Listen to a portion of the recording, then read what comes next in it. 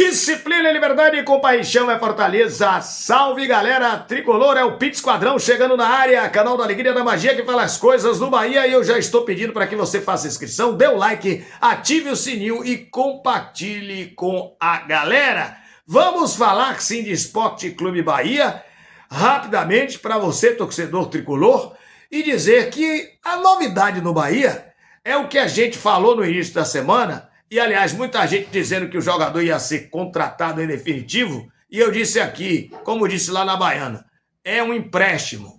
Trata-se do jogador Gabriel Xavier, zagueiro do Esporte Clube Bahia, que está indo para o Shenzhen Peng, lá da China, que faz parte do conglomerado Grupo City, e que é um empréstimo até o fim do ano. E não tem, eu até cheguei a citar que teria provavelmente uma promessa de compra, e não tem. É apenas um empréstimo de 6 meses, e aí, pós o empréstimo, vamos ver o que é que vai rolar. Jogador, se performar bem, pode até interessar ao clube, né, lá da China, que é do Grupo City, evidentemente, pode até interessar e ele ser, de repente, contratado em definitivo. Mas, no momento, o acordo é apenas uma situação de empréstimo entre o Bahia e o clube chinês. Então, a gente fica, sem dúvida nenhuma, na expectativa do que possa acontecer lá na frente.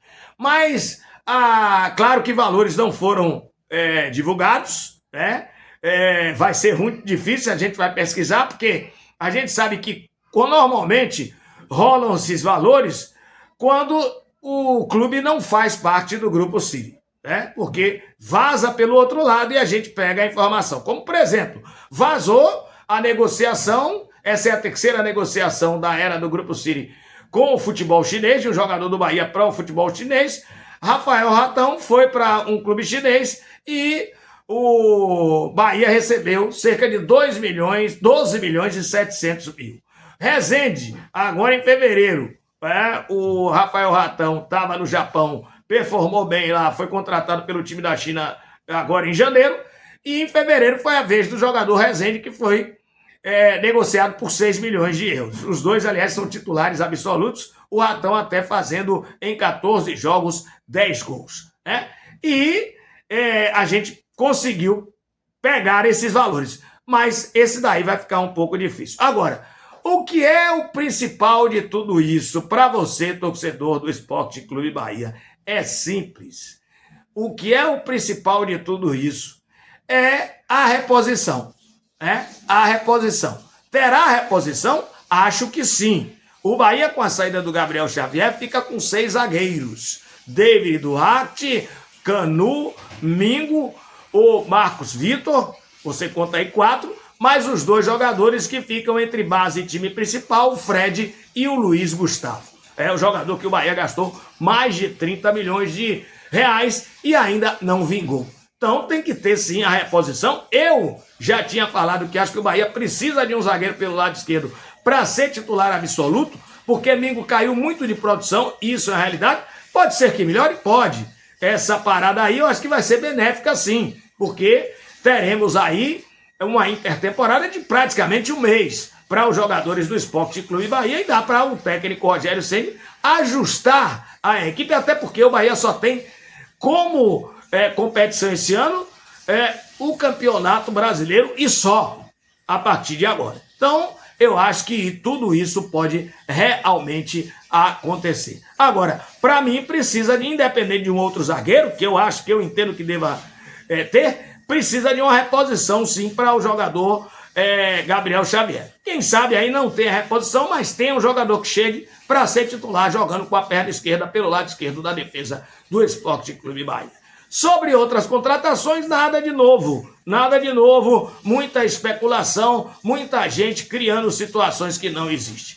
A propósito, tá um burburinho, um bafafá, porque o Bahia tem que fazer a coletiva, foi prometida, já vi gente que é desinformado dizer, foi prometida a coletiva, cadê a coletiva? Foi prometida assim para que terminasse o Campeonato Brasileiro, desse a pausa, melhor dizendo, no Campeonato Brasileiro. Nada disso, eu estava lá quando o Rogério Ceni falou que poderia acontecer ainda naquela semana ou depois, estaria sim sendo ajustado. E eu, ao final da coletiva, falei com o Cadu e perguntei a ele. Ele disse assim: nós estamos elaborando junto com a assessoria de imprensa e essa coletiva deverá acontecer. Porque eu perguntei a ele se seria remota ou ao vivo. O que é remota? Como a gente manda normalmente lá para o CT Evaristo Macedo as perguntas para os jogadores. Ou será ao vivo, tipo chamar a gente ou na Fonte Nova ou lá no CT Evaristo Macedo e ter uma coletiva presencial com o Cadu. Então eles estão estudando ainda essa situação. Acho que essa coletiva vai acontecer assim que o grupo se representar no próximo dia 22. Pode ser até antes, mas acho que a partir do dia 22 essa coletiva vai rolar sim. Agora, não sabemos ainda se será remoto ou será presencial. Essa é uma realidade. Só para esclarecer, porque tem muita gente que viaja, não sabe nem o que está falando. Isso é que é realidade. Não sabe, não estava no local, não se informou e aí solta notas totalmente aleatórias, sem nenhuma, digamos assim, verdade. Essa é que é a realidade. Bom, e aí, o que a gente pode dizer para vocês, torcedores do Esporte Clube Bahia, nesse exato momento é isso. O time sub-20 caiu para a 11ª posição, mas tem 22 pontos, igual ao time do Atlético Paranaense, que é o primeiro que está ali entre os primeiros colocados, ou seja, entre os 8 colocados, o 8º colocado.